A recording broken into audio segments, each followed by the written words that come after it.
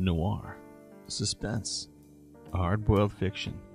I'm Steve Gomez, mystery writer and chief investigator at the Noir Factory. The biggest names in mystery and suspense walk through our doors. They know the score, and it's my job to find it. Here, we get to the truth, no matter who gets hurt. Welcome to a Noir Factory Interrogation.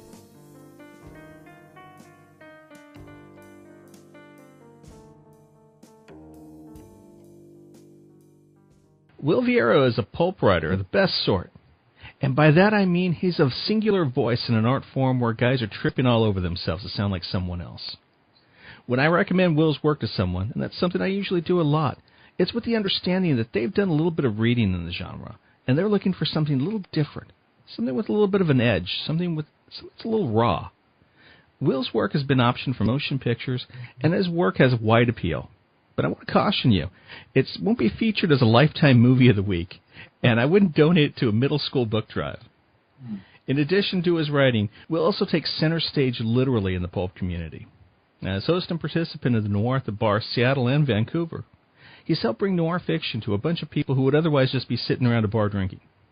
Will is the author of the soon-to-be-released Vic Valentine, International Man of Misery. Thanks for talking to us today, Will. Oh, my pleasure, Steve. Thanks for having me, buddy. Appreciate it. Now, both of us are, we have just been talking about recent moves from California to Washington. Right. So I want to start off with the basics of people who haven't read your stuff yet. What attracts you to the dark and depressing world that is noir? People who haven't read my stuff yet. So that's about 99.9% of the Earth's population. I don't know if I call my stuff noir in the technical sense. I call it pulp because it's kind of a hybrid of genres. There's noir in there. Some of my stuff is more, quote, noir than others. It depends on how you define noir, and that's a very fluid definition depending on who you're talking to. It really is. Eddie Muller, the czar of noir, he once described noir to me as it's when someone knows they're doing something wrong and they do it anyway. And it's because that term was coined by French film critics in the 50s in retrospect, addressing a movement that they saw in post-war American cinema. It's not very clearly defined like, say, horror or sci-fi or even mystery. So noir, most people think of it as dark and depressing. So yeah, that's my stuff in a lot of ways. But I also have a very irreverent, tongue-in-cheek sense of humor, which I blend in, and the main source of material for my fiction is my life. So I tap into the darker aspects of some of my experiences, but I leaven it with a sense of humor, which is the only way I'm still here. So I don't know. I'm drinking a Moscow Mule because it's atypically hot here in Washington, as you know. I moved here from California to escape the heat, and in typical noir fashion, my past caught up with me. But yeah, I call it pulp because it's a blend of genres as opposed to straight up noir. I think it certainly fits you. You definitely have a darker aspect to it, and I also like the, as you mentioned, fluidity of noir. You can use certain things, especially with film, to narrow it down. Mm-hmm. But I think, particularly in literature, it does take a more fluid aspect.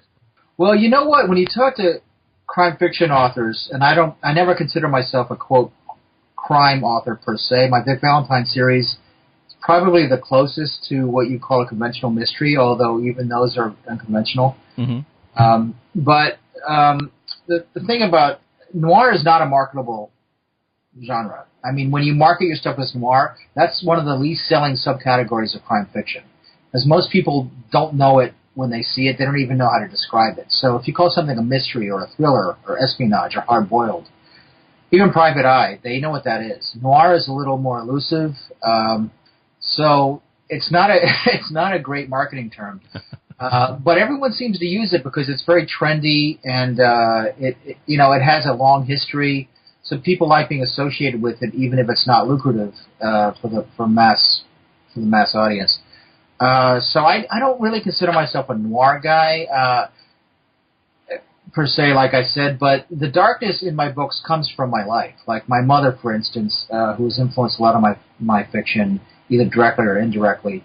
She was a schizophrenic. She was diagnosed with schizophrenia when she was 22 years old, when I was in her womb. Oh, wow. I don't think there was a direct biological connection, but she was misused in 1960, and she was an aspiring actress. She met my father at the University of Texas, then went to New York to become actors together, and then her illness kicked in when I was conceived. So recently I wrote a novella called Things I Do When I'm Awake. That is the one work of mine that is most directly influenced by her. Even though it's not biographical by any stretch. It's basically a kind of impressionistic fever dream. That kind of like it's how I would interpret her madness. I mean, I haven't experienced it except as collateral damage, and I didn't know her that well. I've only spent a very little time with her as an adult. She actually passed away while I was writing it last year. She was in a Florida State ward. So when someone says noir, that's noir. My mother is the most noir person I've ever met. She's the most tragic figure I've ever known. So, to me, it's not a marketing term anymore. It's when you say dark, I mean that's noir. A lot of people think of noir as people, well-dressed people, with snappy patter, and then things go sour at the end. And then a lot of people say private detective novels aren't noir because the private eye ends up okay in the end. Like if you end up alive, it's not noir.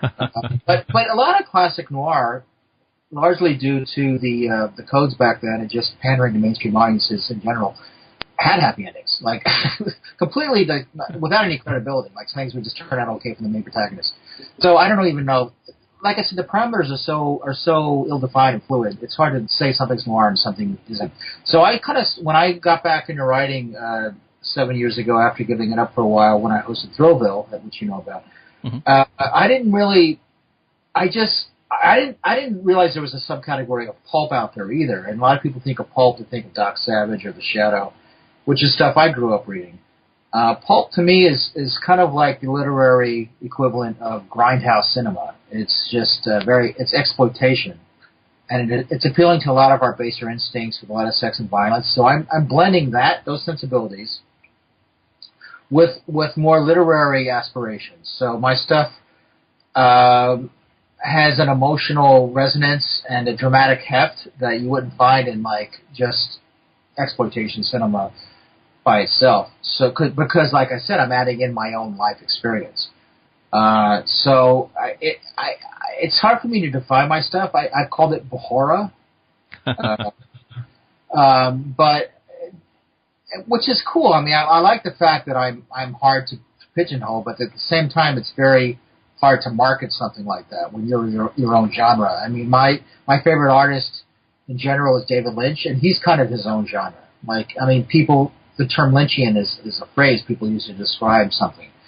And I don't have his level of exposure or fame, but I didn't aspire to particularly be that elusive, but that's how I am because I'm just being myself, and everyone's an individual, but I'm very uninhibited about it. And then I'm blending that with my sensibilities culled from many, many years of watching and hosting B-movies. So when you put all that together, you've got Thrillville, and Thrillville is now the home base for my fiction, my pulp fiction. Yeah, but I've noticed that your audience is very dedicated to you, and that is certainly, definitely, I would think of you as kind of a fusion artist if you don't take that as an insult in any way. No, not at all. I mean, not at all. No, that's a compliment. In fact, when I go to describe your work to someone who's never read anything like it, I will usually use the term something akin to gonzo pulp. Yes, that's what I call it. Exactly. Excellent. Yeah, because it's kind of like if Hunter S. Thompson wrote exploitation, or Charles Bukowski, although he wrote his last novel was called Pulp. Exactly, because it's very personal to me. But if you don't know me personally, you won't see that influence. On the surface, it looks very exploitative and sensational because of all the sex and violence. But beneath it, right beneath the surface is a lot of emotionalism and just questioning about life. And, my main themes throughout all my work have been loneliness and, the desire to connect with someone and, just figuring out why we're here and, the basics. The big questions. Yeah, exactly. And that to me is the mystery. That's the mystery in my Vic Valentine series. It's really the big mystery. It's not the story, the plots are kind of incidental. My Vic Valentine novels are really about Vic Valentine. Like the circumstances change a lot since I've been writing about him for so long, but he's always a constant because that's really his quest. That's what motivates him. That's his impetus. Is what the hell's going on? Is the big mystery. Yeah. So anyway, I think I lost the thread there. Well, that's okay. Actually, it kind of dovetails into my next question really well. It's almost like you were looking over my shoulder. And that is, you have that outsider quality to your writing. And you mentioned some of this, and you've already explained. I want to know if you can kind of expand on it. How did you develop that outsider voice, and who, you mentioned a couple names, who do you think are the big influences for you? Okay, well, I mentioned David Lynch, but if I have an outsider influence, it's because I'm just being myself, straight up, unfiltered, without regard for what other people think of me. I don't have an agenda. I don't have any ambition to be rich and famous. I'm just expressing myself. This is my reaction to my life circumstances, which are bizarre. As I've explained a little bit about my mother, but other things too. Recently, I was watching a special feature on a Blu-ray of a Jess Franco film. Jess Franco was a filmmaker from Spain, although he made most of his movies elsewhere in Europe because of censorship in Spain in the 60s, 70s, 80s. Mm-hmm. I related strongly to, he made like 200 films and, acquired taste to say the least. A lot of eroticism, a lot of horror, a lot of but what I related to about him was someone was describing him as being this iconoclast. Like, he just does what he wants to do, and he doesn't care about what anyone else thinks. He's got this vision, and he found a way to actually make it happen and get financing and make 200 films and get them cast and get them out there. But like I said, he wasn't trying to make statements about society, like serious film statements about society, because he hated society. He was antisocial. He didn't care what people thought. And that's just how I am. I don't want to insult anyone. It's not like I care what my wife thinks. I care what my cats think. I care what my friends think. I don't want to offend them or alienate them. But I just, at a certain point when you're a writer, you have to ask yourself, why am I doing this? Hardly anyone reads. Do I want to make money? If that's the case, then you really have to pander. You have to study what the mainstream market demands, and you have to create a product that satisfies that desire, which can change on a dime. I mean, the public is very fickle. My motivation to write really comes from someplace deep inside of me. It's a survival instinct. It's my reaction to my life. I've been on my own since I was 16. I had a very rocky childhood. It was just my way of surviving, and it's my creative sublimation of my experiences in life. So I have had strong ambition. I had a New York agent for years. Judith Regan, who was a celebrity editor, courted me for a couple of years. It went nowhere. Kristen Slater, as you know, optioned my novel Love Stories Are Too Violent for me. In the end, a lot of these people had interest in me, and then they let me down.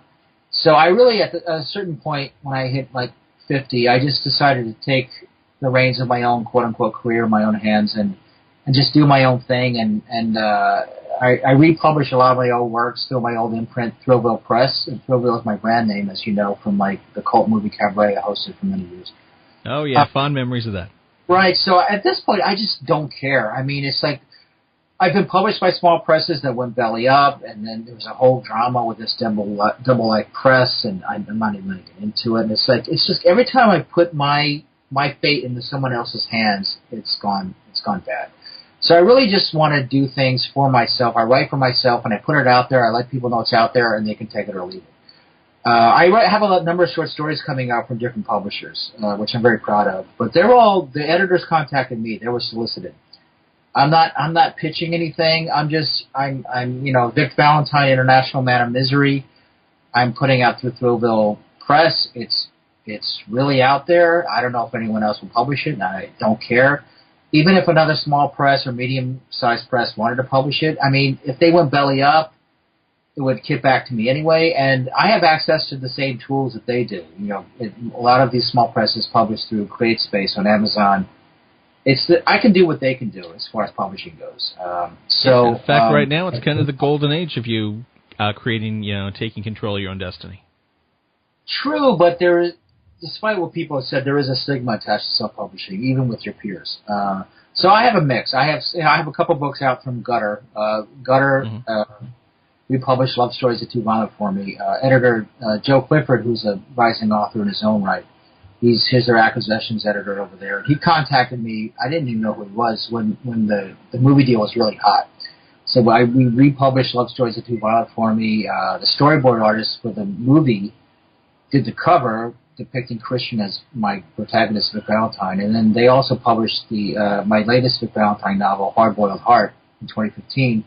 Which was directly inspired by the failure of the movie deal, which is in perpetual stasis right now. But at this point, I didn't even try to pitch the new Vic Valentine book elsewhere. I mean, I wasn't even going to write another Vic Valentine book, but I was asked to be an instructor at a writers retreat in Costa Rica earlier this year, and I went down there. And everything that happens to me goes into my book. So whatever is going on in my life somehow inspires a book. And I couldn't stop thinking it would be so funny to put Vic Valentine in Costa Rica. So I did. So I'm just now wrapping that one up. So I have no plans for another book. It depends on what happens to me. I don't write because I'm like, I'm going to study the trends and write a book that will appeal to people who like this kind of thing. That's not what motivates me, and I'm comfortable with that now. I'm like, I write for myself. It's like my wife Monica said, Monica Tiki Goddess, as you know from Thrillville, in that documentary, The Thrill Is Gone. She said, a businessman finds out what people want and they give it to him. Mm-hmm. But what I do, and what a lot of artists do, is they do what they want to do and then find other people who like what they do. And that's a lot harder. But it's more satisfying artistically. And also, I don't know any other way. I don't know how to just fake it and just do something that I wouldn't enjoy myself. Well, actually, I'm looking very forward to International Man of Misery. I'd like to see how that turns out for Vic Valentine. It's funny. It's wild. It's wild. I mean, I'm having a blast writing it, so I'll send you a copy, Steve. Oh, great. Look forward to it. Now, I wanted to change gears a little bit. And since you've been up here, you've been pulling kind of double duty. I know you're not doing too much Noir at the Bar in Vancouver, but I'm in charge of Noir at the Bar Seattle. I was a guest at Noir at the Bar Vancouver. Oh, I understand. Okay. I was a guest author. No, I'm organizer and host of Noir at the Bar Seattle because the founder, Michael Poole, moved to Denver, and now he's hosting Noir at the Bar Denver. So he asked me to take over, so I've been doing it for a little over a year now. Oh, nice. Well, I was going to ask, how did you find your place there? And for those poor souls who don't frequent bars or go to live readings, can you tell us what we would expect at Noir at the Bar? Well, Noir at the Bar is a national kind of franchise, and I just happen to be lucky enough to be in charge of the local chapter. It's really informal. It's just authors getting together and reading in a bar, and it's not like I used to host a movie night at Forbidden Island Tiki Lounge in Alameda. It's not like you're imposing something on people who are already there. They know it's coming. Mm-hmm. When I hosted a movie night, I would just turn on a movie, and some people came to see it, and some people just happened to be there. It's kind of like that at Noir at the Bar, but people actually are quiet when the authors read. So for me, it's a great networking opportunity. I get to meet a lot of authors I wouldn't otherwise meet because they come up here, and a lot of local authors. It's really fun for the audience if you're a fan of crime fiction or fiction in general, because you get to meet and mingle with these authors, and they often bring copies of their books to sign and sell. And this Saturday, August 5th, I'm doing kind of a special. Usually Noir at the Bar Seattle is seasonal. Mm-hmm. Just had our summer edition, but we're doing. I had a number of LA authors that I knew, like Danny Gardner and Sarah M. Chen, who wanted to come up to Noir at the Bar Seattle, but they couldn't make it on the dates I had booked. So I decided to just do a special kind of one-off of LA versus Seattle. So I've got a bunch of authors from LA flying up Saturday, and they're going to square off, so to speak, with some local authors. LA, I've got Sarah M. Chen, Ashley Irwin, Downey Gardner, James Quealy, Josh Stallings, and Holly West, who are all popular names in the genre. And for Seattle, on our team, we've got Scotty Andrews, Nick Feldman, Pierce Hansen, Kat Richardson, Brian Thornton. Tracy Weber can't make it, so Jim Thompson is going to step in. So it's really fun, but it's a great networking opportunity, and the venue's perfect. It's the Dunbar Room at the Hotel Sorrento in Seattle, which is right on the edge of Capitol Hill in downtown. Oh. And it's a really classy joint, and I do it really just for the networking, but for fans of this stuff, it's just a great informal, casual, comfortable way to meet your favorite authors. So, and most venues where they do Noir at the bar, of course, they're bars. They have food and drinks and stuff, so you can have a whole night out. And the mission for the readings itself is always free. So, there you go. So I picked the wrong Saturday to be in Seattle, man. I'm kind of bummed about that. Oh, well, next one is October 12th, and it's going to be mostly female authors and a Halloween theme. Well, I'll put that on my calendar then. It's always at the Dunbar Room at the Hotel Sorrento. So, and there's also a Noir at the Bar Seattle Facebook page. Most cities have a Noir at the Bar, and they all have Facebook pages. So just type in where your nearest city and Noir at the Bar, and something will probably pop up. Awesome. Now, one of the things I wanted to ask you, too, is you mentioned, Los Angeles versus Seattle. You'll see how that shakes out. But we're both have spent time in the Bay Area and San Francisco. Right. San Francisco has its own really unique identity when it comes to mystery, when it comes to hard-boiled, when it comes to noir. Oh, absolutely. Outside of Florida, I'd say it's the most notable area for that genre. Well, how would you spent some time in Seattle now, how would you classify that vibe? How would you classify that feel of the city versus, other cities? I kind of came up to be a recluse, so I don't get out much. I didn't get out that much in the Bay Area. It's a little more vibrant in the Bay Area, but Seattle is also a lot more casual and laid back than the Bay Area. I mean, people think of California as laid back. You know what laid back is until you come to Seattle. Like all this smoke in the air right now, it might be partly wildfires, but it's also probably marijuana smoke. I mean, people are just really laid back up here, which is what I like. It's not as competitive or as cutthroat, certainly not as much as L.A. As you go further north up the coast, things get more and more, peaceful and casual, it seems. But on the flip side, it doesn't have that dynamic energy that the Bay Area has. I mean, people here are just so nice. Everyone kind of does their own thing, and I mean, maybe there is an edge to it. I haven't felt it, but then again, I don't. Other than Noir at the Bar Seattle and walking dogs, I don't, get out that much. I think you still get out more than I do. I'm trying not to, but just when I think I'm out, they pull me back in or pull me back out. I mean, I'm already thinking about having a Bay Area versus quote unquote Seattle Noir at the Bar next year because there's so many authors. I know so many of them, like Joe Clifford and Bob Pierce, and Mike Eaton actually lives up here now. There's just so many of them down there. So I'm thinking of doing that next year. And this, like I said, the LA versus Seattle thing just happened to accommodate a bunch of LA writers I know who wanted to come up here and read it more at the bar. So, it'll be a lot of fun if nothing else. Oh, excellent. Okay, now you mentioned this also, too, about noir kind of being the kiss of death for some marketability. Even talking with other writers, I've noticed that it seems more of a sensibility that works really well than a revival piece. For instance, you'll see some movies that really just take a nosedive by daring to place their story in the 1930s and 40s.